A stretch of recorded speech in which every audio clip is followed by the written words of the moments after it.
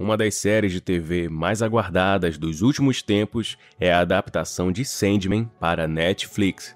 A ansiedade dos fãs é bem compreensível, já que se trata de uma das HQs mais importantes e influentes dos anos 80. Mas de que maneira Sandman conseguiu esse status de sucesso? Por que a HQ é tão reverenciada assim? Como foi a trajetória de Morpheus, da concepção inicial de Neil Gaiman até a concretização da obra? É o que falarei a seguir. Para eu começar a falar de Sandman, é necessário voltar antes mesmo da primeira edição lançada em janeiro de 1989. Depois do grande sucesso do Monstro do Pântano de Alan Moore, do Cavaleiro das Trevas de Frank Miller e de Watchmen, o mercado viu que poderia investir tranquilamente em quadrinhos mais adultos que o público embarcaria. Foi daí que surgiu o selo Vertigo da DC para cumprir essa demanda.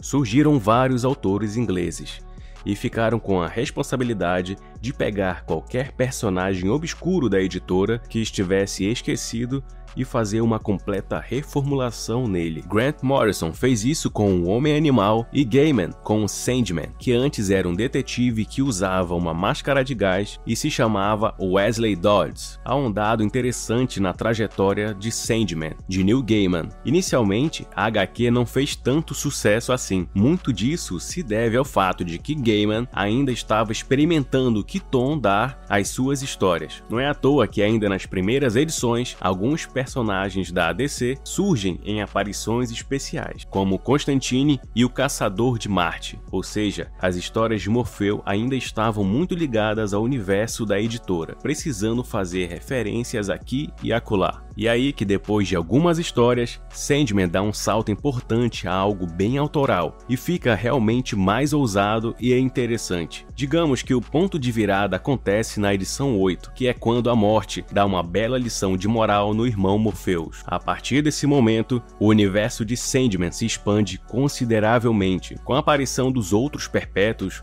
seres dos quais fazem parte a morte e o Morpheus, além de Gaiman começar a experimentar todo tipo de possibilidade. Afinal, estamos falando de sonhos, e em sonho tudo é possível. Nesse sentido, uma das coisas que mais me chama a atenção em Sandman são suas histórias curtas e fechadas, que trazem possibilidades de interpretação incríveis, como Ramadã e O Sonho de Mil Gatos. Isso quando não há histórias onde Morpheus sequer aparece, muitas vezes relegado a coadjuvante em Sandman. Tem ainda outro elemento que julgo que foi bastante crucial para a longevidade da HQ e a sua influência, que foi Gaiman unir fatos e pessoas reais com o universo de Sandman, além de elevar a HQ quase a um nível literário. Em uma de suas histórias, por exemplo, Morpheus faz um pacto com ninguém menos do que Shakespeare. E aí, segundo a HQ, que surge a ideia para o texto de O Sonho de uma Noite de Verão. Por sinal, essa história em questão aparece na edição 19 e garantiu a Gaiman o prestigiado World Fantasy Award na categoria Ficção Curta. Um detalhe importantíssimo é que essa foi a primeira HQ a ganhar essa premiação. Como se não bastasse, Sandman ainda apresenta nuances e camadas de personagens muito interessantes, a começar pelo próprio Morpheus, que apesar de protagonista,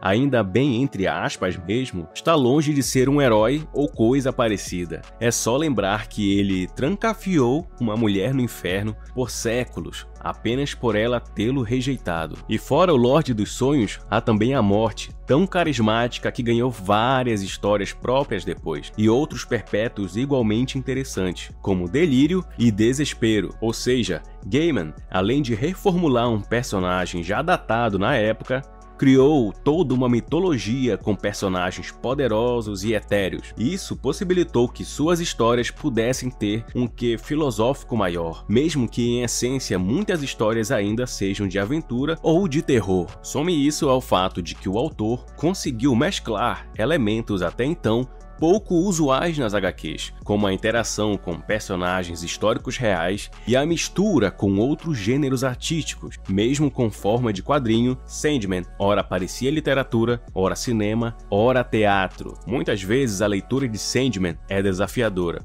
e pode ser confundida como simplesmente chata. Mas o que está implícito ali nas histórias do Senhor dos Sonhos é um traço muito característico do seu autor e que seria explorado em outras obras, como no livro Deuses Americanos, que é a seguinte: nós, enquanto seres humanos, podemos ver, falar, sentir e ser mais do que está na superfície.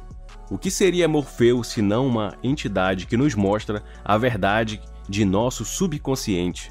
E a morte não seria um ser tão simpático como é na HQ, justamente para mostrar a finitude da vida? É só lembrar o conceito que Gaiman quis passar com os Perpétuos: manifestações antropomórficas de aspectos comuns a todos os seres vivos. Daí vem que eles são destino, morte, sonho, destruição, desejo, desespero e delírio. Tais representações não estão à toa em Sandman, e é curioso notar que cada um dos Perpétuos possui histórias, ou arcos de histórias próprios, como se fosse uma espécie de jornada do herói mais transcendental. Isso fica muito claro quando Destruição desaparece e é procurado por Morpheus e Delírio. Há ainda o fato dos Perpétuos se comportarem como uma típica família disfuncional, com membros bem diferentes entre si, que vivem as rugas, mas que querem estar sempre juntos. Ou seja, Gaiman une o mundano com o transcendental,